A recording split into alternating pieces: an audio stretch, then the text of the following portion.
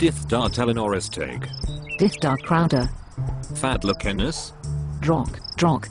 You seem to have put on weight very suddenly and unexpectedly. Have you been binge eating cheesy chips again? No, Crowder, my gastronomic discipline has been outstanding. Have you been visited by an archangel?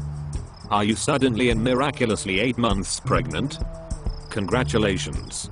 Surprising as it may seem, there are no archangels in North Cornwall.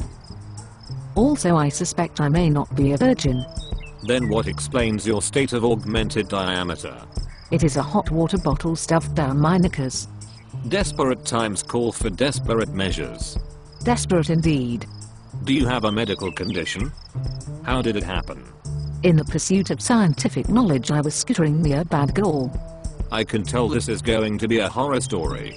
Heedless of the consequences, I scooted mightily and approached sonic velocity.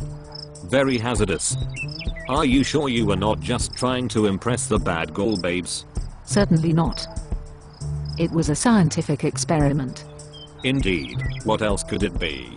Success was almost in sight. When entering Badgall, I achieved a state approaching infinite windiness.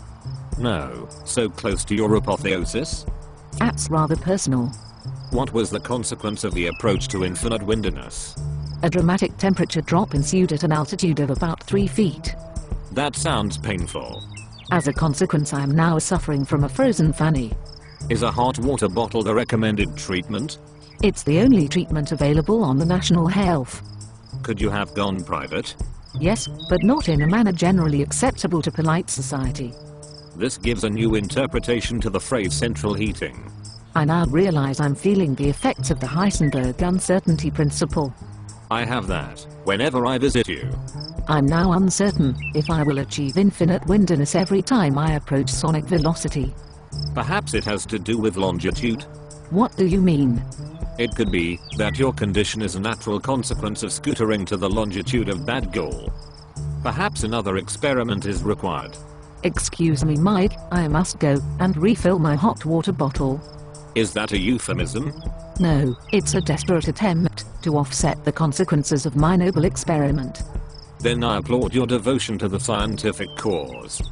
You are an inspiration to the world of science. While you are at it, have a black coffee. I think I shall just sit on the Aga. And I shall buy you some asbestos knickers for Christmas.